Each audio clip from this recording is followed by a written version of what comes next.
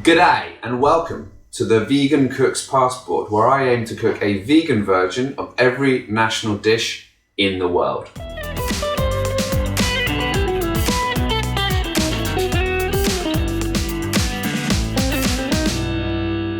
Righto, this is episode 9 and the country is Australia.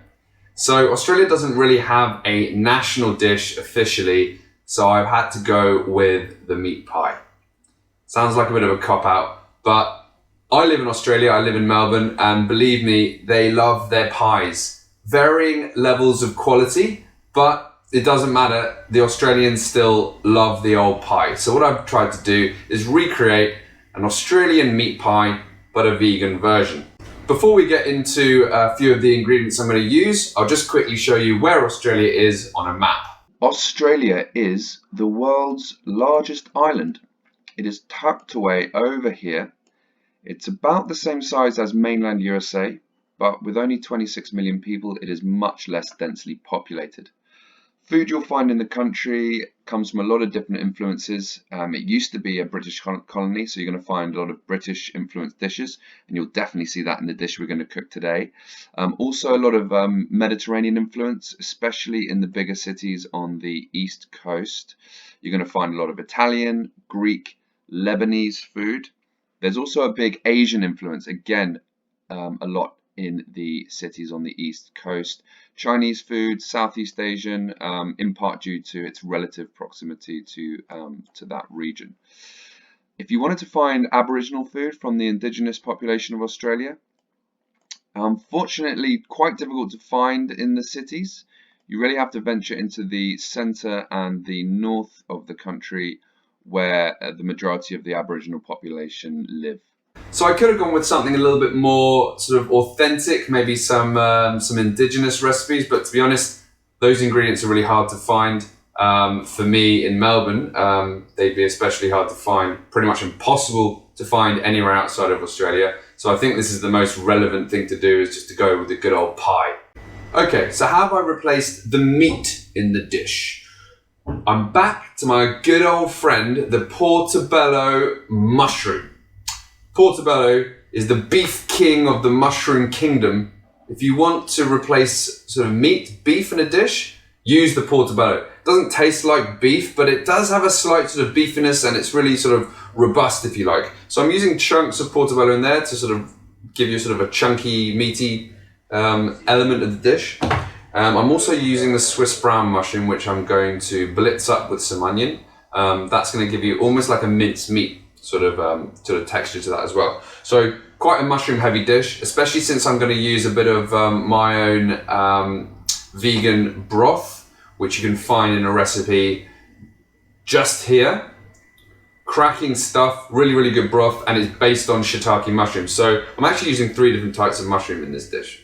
So yeah, a lot of mushroom. I love mushrooms. You can't come to Australia without trying Vegemite. Strange concept for anyone who hasn't grown up with this stuff, or Marmite or one of those equivalents. It's a very strong taste, very salty, very, very savory. It looks a bit like chocolate. It's definitely not chocolate. If you eat it like chocolate, you're probably gonna be sick or something like that. And this, for me, is the definition of umami. I love Vegemite. I actually grew up eating Vegemite when I was a kid, even though I'm English, which is a bit strange because we usually eat Marmite in England, but I preferred Vegemite. I think it's great stuff. It's basically yeast extract. So I think they invented this stuff in a brewery.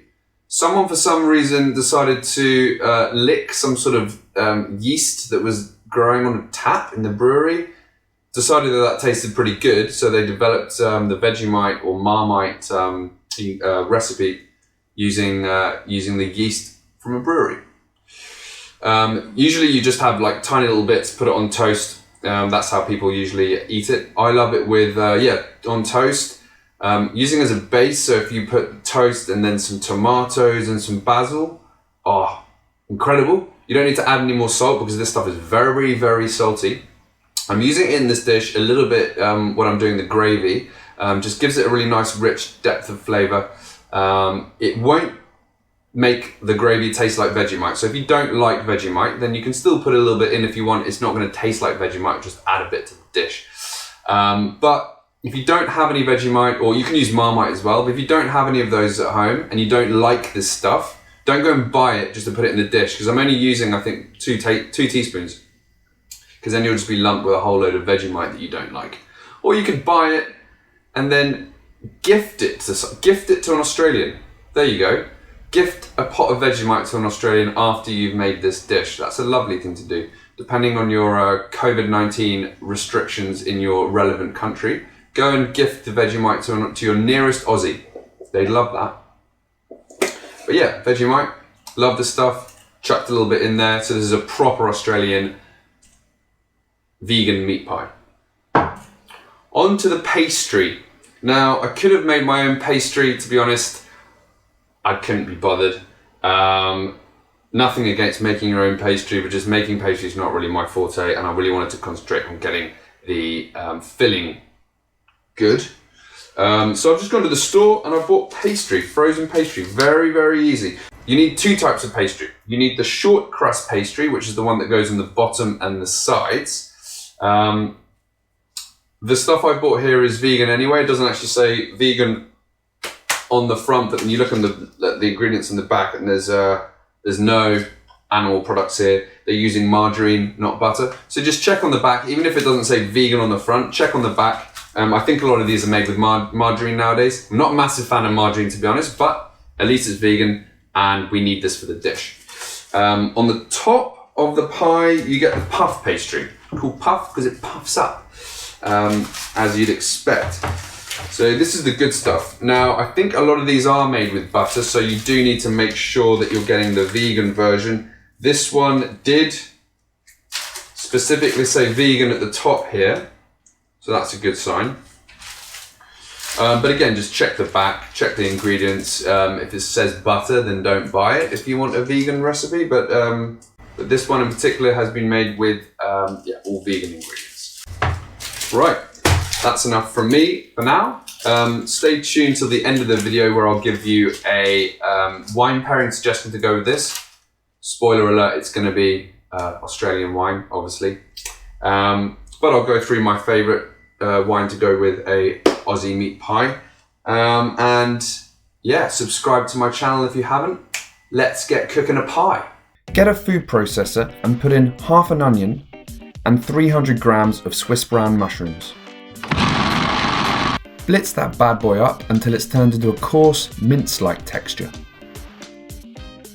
Next, heat some olive oil in a pan on a medium heat and add 1 finely chopped carrot and 1 finely chopped onion. After 5 minutes, add 3 cloves of minced garlic and 250 grams of chopped portobello mushrooms.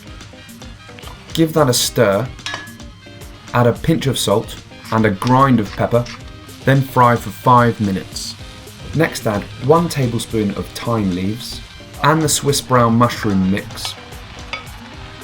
Fry for 2 minutes, then add a tablespoon of tomato paste, a teaspoon of Vegemite, a tablespoon of maple syrup, and a tablespoon of chickpea flour. Give that a good stir and make sure the flour is thoroughly mixed in. Then add half a cup of red wine and scrape the bottom of the pan to get off any burnt bits. Fry for 2 minutes, then add 1 cup of vegan broth. Reduce the heat to low, pop the lid on and cook for 10 minutes. Then take the lid off and cook for a further 15 minutes or until the gravy has thickened. Turn off the heat and let the stew cool down. While the filling is cooling, line a pie dish with a layer of short crust pastry. Use a knife to cut off the corners. Then stick the leftover pastry back to the sides to cover as much of the inside of the dish as possible. Now evenly spoon the filling into the dish and brush the upper part of the pastry with cold water. This is to stop it burning while it's in the oven. Now get your layer of puff pastry and gently place it on top. Again, cut off the corners with a sharp knife and place the remaining pastry around the top of the pie until the filling is no longer visible. Next, take a fork and gently press around the edges to seal off the pastry.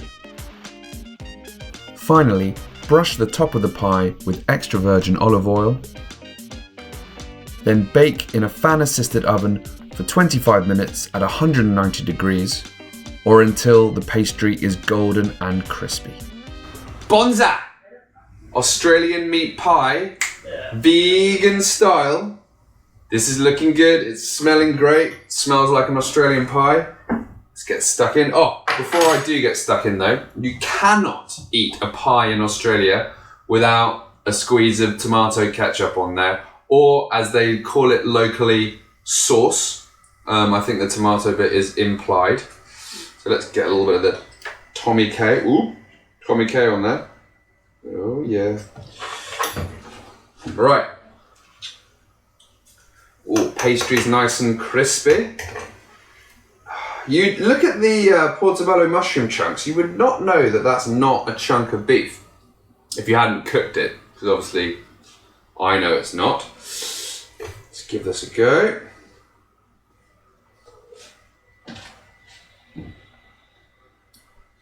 Oh.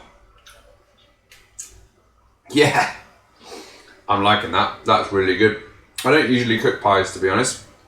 I think, like I said in the intro, cooking pastry is not usually my forte. That's delicious. Everything has come together really nicely. You've got really nice texture from the mushrooms. The gravy is delicious. Lots of depth of flavour. The pastry's so easy to do if you buy the frozen stuff. If you want to cook your own pastry, then go for it.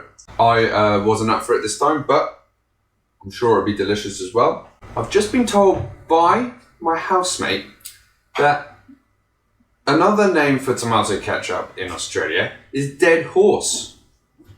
That doesn't sound very vegan to me, but you know, whatever. I'm pretty sure there's no horse in it. I think it's because sauce rhymes with horse. So yeah, get some dead horse on your plate with your vegan meat pie.